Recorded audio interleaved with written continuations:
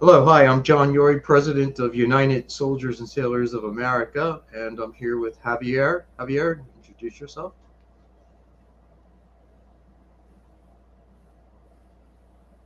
Hi everyone, Javier Jimenez. I'm VP of Government Relations for USASOA. Great, and then we also have joining us now, we have Steve McNelly, our Board Chair for United Soldiers and Sailors of America. Hey, Steve, how are you tonight? Hey, I'm doing great, John. Hey, good evening, Javier. Good. Yeah, we're here tonight, as some of you may have read in the post leading up to this live stream, to discuss food insecurity in the military, especially among our low-income military families. Usually, they're younger, generally have one baby, maybe two, who are experiencing this type of again food insecurity. So our organization, as a response to what we've seen ourselves and who we've heard from, we created a program, as you'll see behind me, Food for Troops. And what we've done is through our collection drives, our multifaceted approach to our collection drives, we collect food and other essentials. And with partnership with Joint Base Andrews and Garrison Command at U.S. Army Base Fort Belvoir in Virginia, we're able to get on base and distribute food on a monthly basis and other essentials that they might need. And that goes as far as, especially when we're talking about young families, we're talking about husbands and wives that are anywhere from 19, 20 up into their mid 20s. They're not making a lot of money and they're having a very difficult time making ends meet.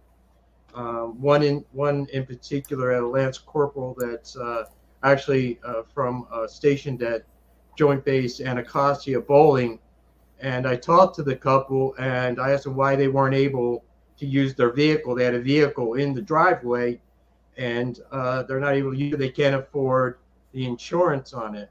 So by us coming in and once a month and contributing, dispersing, say 100 to 125 to $150 worth of food for that month, they're able to go ahead and use that money to pay for insurance so the car is on the road.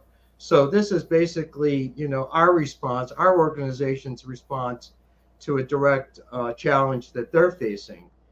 So we're actually going to be at Fort Belvoir in Virginia this coming Saturday, May 20th.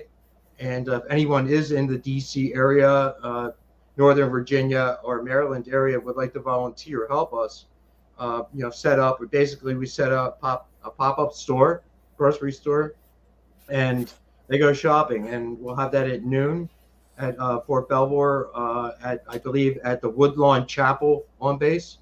And so we're going to get there about 9 o'clock in the morning, set everything up. Our truck arrives, get our volunteers to set up a pop-up store. And we like to tell them, look, this is not a food pantry. This is not charity. Your service has already paid for this food. This bill has already been paid for by your service to our nation. So we don't want people to feel like that is charity. It's not charity. It's what every American should be doing to help ease the burden that they're experiencing. When I have a 20-year-old military spouse come to me and say, at the end of the month, we run out of Pampers, and everybody knows nowadays that inflation is hitting every American family very hard, especially working class families, especially our young military who do not make enough money to live on. And she tells me, toward the end of the month, I'm literally using paper towels as diapers. I mean, that cannot happen. Anybody that hears that should be outraged. These are the first ones that we ask to go to any kind of a military conflict. They are the ones that are on the front line with their boots on the ground.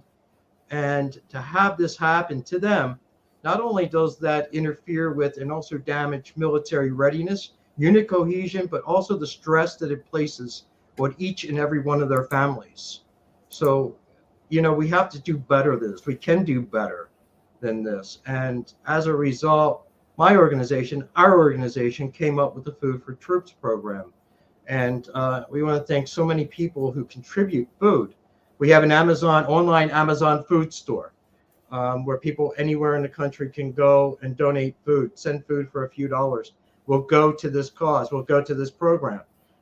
We partner with various grocery stores in our area, Giant Food being one of them. We have terrific partners at the Knights of Columbus here in Bethesda, Maryland, that these guys will go out and even including our volunteers will go out on a Saturday morning from 9 to 1 and collect food, hand out cards, telling people that why we're collecting this food and where it's going to. And the response, once the American people are aware of this situation, first off, they're outraged. And then the second thing is, how can I help? And this is the second thing. This is how you can help. The outrage comes next as I let both Steve and Javier, who's in charge of our government relations, talk about the Military Hunger Prevention Act, because military hunger is real. And so the outrage can come in that part when they talk to you about the legislation. We've been working both with Senator Tammy Duckworth's office and Senator Lisa Murkowski's office, trying to enact legislation that would remedy the situation that they're facing right now. So I'm going to turn this over to Javier and let him discuss where we are, and then to Steve. And Javier, talk about the language, the bill, where we are with the bill right now. And we were just having, before we went live, we were just having a discussion about that. Okay. Thank you, John. So very happy to be here and lending, helping those that are helping us even more so. So before I get into the bill, I want to provide a little bit of some background and context into this bill. While the Food for Troops program provides support and has filled a gap or a small void in the meantime, legislation to try to enact the right language and the right actions to help our troops is critical. Now, the challenge is trying to pass several pieces of legislation at the same time, which has been tried in the past, only to no avail, because there's a lot of misinformation. There's also a lot that's not understood. When we met with Senator Murkowski's office and Senator Duckworth's office, it was about one piece of legislation. It's called Senate Bill 497. It's called the Food and Nutrition Act of 2008. That's how far back it goes. And what this bill does, it's a fix to a temporary solution. The challenge our troops are facing, especially those that do not have enough to eat, when they go request assistance for SNAP benefits, or it used to be called food stamp program, they don't qualify because their housing allowance counts as income. So that automatically places them outside of the requirements. We know there's roughly about 20 to 24% that would otherwise qualify, but sadly enough, it's only about 2% of our U.S. troops are actually qualified for the food assistance program. So what this bill intends to do is to provide a short-term gap, which is to eliminate the housing allowance as being counted as income, which means that when they go into to request help, only their base pay will be counted as part of the requirement, which will automatically qualify at least 10% more than what they used to be before. So it helps solve part of the problem, but it's not the full problem. Now, what's happened is Senator Murkowski and Senator Duckworth introduced the bill, and that also has 17 other sponsors from both parties. So there is bipartisan support for the bill. It's not a politicized environment, which is great news for us. The bill has been sent to the Agriculture Committee, which is where the Agriculture Department is, who controls and who writes for legislation for the SNAP program. It's still in committee right now. It hasn't advanced, as you guys well know, and some of you may know, is a lot of the debate's still going on about the budget, and there's obviously, they're trying to compromise. So we urge everyone to contact your senator and request and ask him to support Senate Bill 497, which is really a way for our troops to be able to eat and not to have to suffer food insecurity. Again, the Senate Bill 497, it's currently in the committee right now. And we're hoping that it passes, so at least it gets us in the right direction. It's a step in the right direction, so we can start making more progress to be able to make sure that we eliminate food insecurity altogether. Yeah, that's good. It's very good. I think what we're dealing with now, obviously, is politics, quite honestly. And what we want to hone down on is more or less the policy. How do we best affect the kind of change that the troops need? That these I say troops, I also include that their military families also. Military families, as we know, also serve. And they're the ones, it's usually the one, again, I want to reiterate that it's usually the younger ones, the low income families, the younger low income families that are experiencing this type of drastic, I would say, food insecurity. Now, Steve will talk about military resiliency, and that is a very real characteristic in our military. And what it does, unfortunately, it does at times, while it is a good character to have, it's a great thing to have in our military, it also hampers any kind of open discussion or ability to even talk about the problems and the situation that they're having with food insecurity, not being able to make it through the month. So we tend to want to be that voice for them, and it also relates back to going to a food pantry itself. That whole term, food pantry, that alone prevents them from going. There's this sense, again, military readiness. There's a sense, I can do this. I can get through this, and that's fantastic. We need that kind of attitude. We need that strength in our military, and we have it, make no mistake. However, when it comes to families, when it comes to your wife or your husband or your children, especially little ones, doing without proper nutrition or food for that matter, then we need to have an open discussion. Then everything's off the table because everything is back on the table. And with that in mind, I want to kick this off to Steve, who can talk a little bit more about that. And actually, Steve is active duty. He's a senior master sergeant. Sorry, Steve. Senior master sergeant at Joint Base Andrews in the Air Force. Take it away, Steve. Yeah, thanks, John and Javier. Excellent points there. I had the opportunity to actually go with John and Javier up on the Hill a couple months ago to the senator's office. And to Javier's point, see how long it actually takes for legislation to actually pass and go through. This has been a known problem for many, many years, as Javier alluded to. Ever since 2008, we've been trying to, get that extra assistance to our military communities that need it most. And John spoke about, mainly about the junior enlisted. I've actually seen some, families that are struggling in E5 and E6s, which is in the NCO tier, that we haven't seen before, just in most recent times. So it's kind of like across the enlisted board, if you would, anywhere from E6 and below. And, we've learned, particularly from a first sergeant that actually had come up to us and met John and myself when I was doing the food distribution out of my home there on Fort Belvoir military housing. He was actually supplying a lot of this food to the soldiers in his platoon. And they just wouldn't, John wanted me to talk about resiliency. They just they don't want leadership to know actually that they have problems.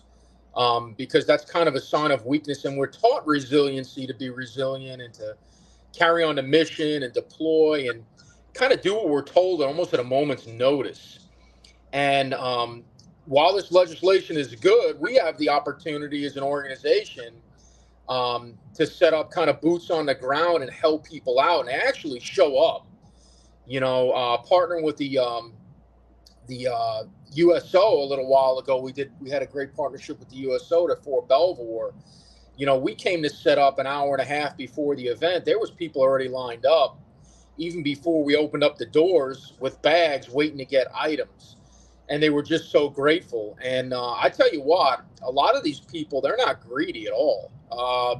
They're thankful, You know, we tell them take what you can take, right? But they really don't want to take much, and they're kind of hesitant. So it's our job when we go around there, we see, you know, we ask them, hey, how many kids do you have? You know, we try to get real personal with those people and learn exactly what they're going through.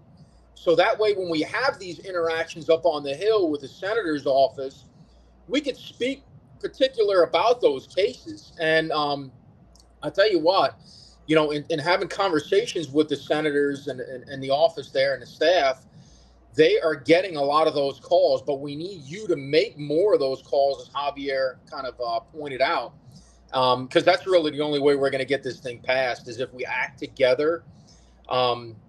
We have a lot of organizations in the military that actually advocate for the same thing, and I always thought that that was crazy and dumb to do that, but actually that we're united as a force, actually. So the more we actually get together and we combine and we even though we have the same, you know, the same goal in mind, we have different lines of effort about going about that.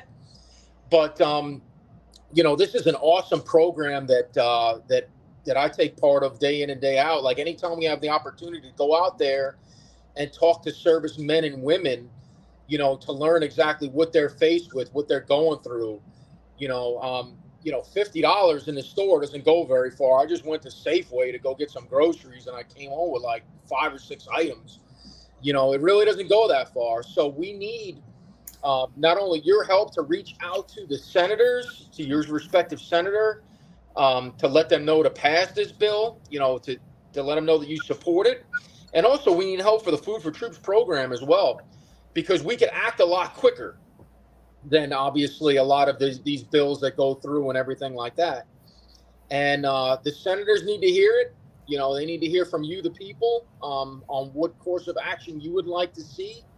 And frankly, you know, as John talked about, we should not be going through this right now. There's just no way that you know, our military should be showing up at food pantries, you know, for these kind of items. But it is a reality of the situation. And we're dealing with it, and we're going to help them out, you know, because they took that oath to support and defend the Constitution of the United States. And kind of, as John pointed out time and time again, it's our duty to kind of take care of them, you know, and they're resilient as heck and thankful and grateful as all get up. I tell you what. So I would encourage you to go out to our Amazon food pantry store, follow us on our website. On what we're doing, reach out to any members of our leadership team as well. We'd love to hear from you as well, you know, including your senator's office, as we talked about time and time again. But feel free to reach out to us if you have any questions or concerns about anything. This is a phenomenal program in which, you know, I'm looking forward to this Saturday and helping load up a truck on Friday to get all those food and supplies out to our troops that need it the most. So thank you for all your support. We greatly appreciate you tuning in tonight and taking the time to learn more about the Food for Troops program and kind of what we're doing behind the scenes, what Javier's helping out with and John's helping out with. And you know, we're united, you know, as a country. And our only way to, you know, help rectify this issue that we're facing right now with food insecurity is to have your support. And we need your support as Americans in this. And like I said, we're all united to get this done. And thank you once again for your support. Yeah, thank you, Steve. I appreciate it. Hey, Yeah. John, if I can add something, John, it won't take long, I promise. So we have to to understand what we're asking and what we're trying to do, we have to understand what's at stake. And what are the effects of food insecurity, right? So you can look at it in a couple of ways. One is, first and foremost, it impacts readiness. There's no doubt about that. Because you can't defend our country if you're worried about whether your family and your child have enough to eat. Second, also, and one thing we're seeing today is that there's challenges to retention. There's challenges to recruitment. You know, my daughter is just about to join the Navy, and she was telling me that when she went to speak to the recruiter, they were salivating at the mouth. Not only because she's joining, but also the fact that she scored extremely well on the ASVAB. They were like doing anything they could so she wouldn't change her mind. But the other thing too, and what's more important, is what it does to the family, right? Look what it does it impacts child development. When a young child does not have enough to eat and they're having to cut corners, something has happened to this child that is not progressing or developing the way they should be. They don't have the right nutrition. That means they can't learn in school. So if this goes on for too long, by the time they get to middle school, they're going to be behind, and that might be too late at that point. But the other thing too that I saw when I was on active duty, I can't tell you how many times I saw young families, soldiers that did not have enough money to pay the bills, go and get a payday loan. Yeah. Now, I know that there's legislation that passed that caps it, but it still caps it at a very high rate. They're still paying 50% interest rate when you go get a loan. So just imagine you borrow $500 on the 10th, and on the 15th or the 30th, you have to pay $750. That's $250 that you can use for something that you need. So it just the effect, causal effect of food insecurity is multifaceted, and it impacts everybody. It has tentacles that are that have far reach. So again, we implore you to go out and get your senators to support this legislation and do what you can to help. If you want to volunteer, get a hold of us. So yeah, I think you're right. I think you hit it on the nose. Something we hadn't mentioned yet was both military retention in the ranks, people, what that means, people staying in, and then also recruitment. Now, think about this. The majority of what we call our boots on the ground, the young ones that aren't being taken care of, quite honestly, we can say that because we know it to be true. We know it to be true. We're out there. We know it. We've been out there for a year doing this program. Okay, we hear it from them. We know what they're going through. We understand what they're going through. The entire country is going through high inflation. But yet when you have a reduced salary the way that they do, okay, they're experiencing it even more because they're not making enough money to feed themselves and feed their families. Now, if you have a young service member out there, 21 years old, he comes from Texas, Illinois, wherever it might be, and he has a friend saying, hey, how's the military? I might join up. And his buddies, he's explaining to his buddy, well, look, I got a baby, and look, I'm calling home to my mom and dad to give us some extra money so we can make it through the month, so we can buy formula, we can buy Pampers, or we can buy food. And his mom and dad, they're working class people too. They don't have that money, but they do. They give it up. They find it. They work harder. So they work 2 jobs. This is the state of affairs that we're dealing with. So the repercussions continue to go down. It trickles through the family unit as well. And then you talk about retention and recruitment. Who, like you said, your daughter has a recruiter salivating because the recruitment centers might as well just close up. Word travels quick with social media. I think the military kind of forgets that on social media, nothing is quiet anymore. Everyone is talking. So everyone is experiencing this in the military right now, our young families, the low income, NCOs, as Steve was talking about, they're not going to come. They'll go work at McDonald's or at Starbucks for $18 an hour instead of what they're getting from the military when they first sign up. So we have to consider that. We have to consider, okay, what do we do to resolve that in order to keep a strong military? What do we do? And now we have right now somewhat bipartisan activity for this bill, for this legislation. But right now, everything's kind of at a standstill because of the budget. What's going on with the budget on Capitol Hill? So we have enough money. It's just how do we properly apply the money that's effective to our military and to resolve these issues? We can do it. We just need the desire, and we need to resolve, and we need people to contact their senators to make this happen. They will listen to you. They're politicians. They're going to listen to you. But you have to make the call. You have to take the time. These are young families, they're your young service members that are providing you with your freedom, your way of life. And bar any problems we have in society right now, the division, whether it's contrived or not, we still have the best way of life in the world. And it's only because we have a strong military. Do we want to see that military decrease and fail? Or do we want to apply resolve to it and make it work for them? If we take just a portion of what the Pentagon gets, just a small portion. Then we can go and do SNAP, right, Javier? We can do that. We can increase things. We can make life easier for them. They're not asking for the world. They're just asking to have enough food to eat and to buy Pampers and to buy formula and the things and pay for their car insurance. That's all they're asking for. And that's, I think that's the very least that we can all do, correct? Am I right, guys? Is that the very least we can do?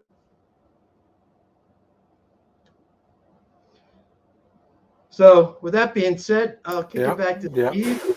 Let Steve finish up and Javier finish up, and we'll be at our 30 minutes. We wanted to keep this at 30 minutes. So Steve, I'll let you and Javier have the last words here. Okay. Well, I just want to say again, I really appreciate the opportunity to be able to address everyone here and talk about something that's critically important to our nation, but also something that I think all of us are very passionate about. We're volunteers. Nobody's paying us to say this. Okay, we're doing this out of our because we believe in the mission. We do this because we care about our country. We care about our troops. I was one for 10 years. John was one. Steve still is. And let me tell you something. And I said this to someone today. To me, serving this country is the gift that keeps on giving. In many ways, I see it in my family. My daughter's doing it now. I see it in the people that I work with. I work for an organization that supports our military. So I'm very proud to do this work, and I hope you are too. And more to come. Great. Steve, you get the final word, buddy. Oh, hey, cool. Thanks, John and Javier. Yeah, Javier hit on a point that I totally forgot. I've been in military recruitment for 14 years, and I've noticed a huge difference right now. We have so many issues recruiting people. This is certainly going to hurt us in the long run with recruiting and retention. And what I mean by that is, people are leaving the military. The 300,000 members leave the military every single year. And we want to make sure if they do leave and they get out, that they leave with not with a sour taste in their mouth, because they, had trouble providing for their families and stuff like that. The military is supposed to provide for us. They give us a housing allowance. They give us a supplement for food, which isn't very much. They give us a paycheck, and, they give us health care, which is extremely important. But we definitely want to make sure that they're prepared if they do decide to leave. And also, too, when they get out, they could tell their friends that they've had such a great experience. And we want that certainly to translate over. And I'm glad you guys hit that point as far as recruitment and retention, because that's key to filling our military. I would just encourage you guys to just, like I said, go out there and talk to your senator. There's strength in numbers. Go out to our Amazon food bank store. This is a tremendous program that we do. We are basically on the ground doing something every single weekend. We got something going on. And the food distribution drives and the support that we get from a community is amazing. We will continue doing what we do, but we as Americans need to do our part as well, so that we get that message through for this, so this legislation can move forward. But yeah, that's all I got. Thank you. Okay. Yeah, I just want to finish up by saying a few thank yous to both Garrison Command at Fort Belvoir, especially Lieutenant Colonel Ryder, who has been instrumental in securing space for us to do what we have coming up this coming Saturday at Fort Belvoir, our Food for Troops distribution. So we're thankful to them and to the Garrison Command in general for acknowledging the food insecurity, and that we have the ability to affect some sort of change. If it's just one time a month, that helps. We also want to thank the chaplains over at Joint Base Andrews. We also distribute food there. We've been doing that for quite some time. So I want to thank the chaplains at Chapel One over there. They're fantastic. Again, instrumental in making this happen on their end. And then we also have, I said, the volunteers that we have are terrific as well. We have the greatest bunch of volunteers, I think, ever. And just I want to thank our sister organization, the Irreverent Warriors, and Matt Johnson. He's always out there as well. And Irreverent Warriors, they come out, they're volunteers and come out and help. the Knights of Columbus with Alex, everybody. So this is, like Steve said, just very much a joint effort, a joint. It's not about us. It's not about our organization. It's about the mission. And so we're always welcoming other organizations, other folks, other people, whether you're in colleges, schools, places of worship, individuals, come join us. So you can see our website is scrolling at the bottom of the screen. You can go there. There's a volunteer page there. We have a full list of events coming up, as Steve mentioned. I think we have everything every weekend coming up. We have something. We do barbecue for our heroes at Walter Reed. We're doing that in June and also in July. We've been doing that since 2014. So anyway, check us out. Go to our website. Make sure you contact your senator, please. Find out who it is and make a phone call. Send an email. It works. It really works. They'll listen to you. If they get enough calls and enough emails, they'll move on it. And this deserves to be something that everyone should engage in. So again, I want to thank everybody for taking the time to listen to us. We want to keep this at 30 minutes, and because we know how social media can be. And so I hope you hung in there with us, and we'll be giving updates again soon. Go to our website. If you want to help, please do. If you're available this coming Saturday, we do need extra volunteers. So again, thanks everybody, and we will be back in touch soon. Thank you.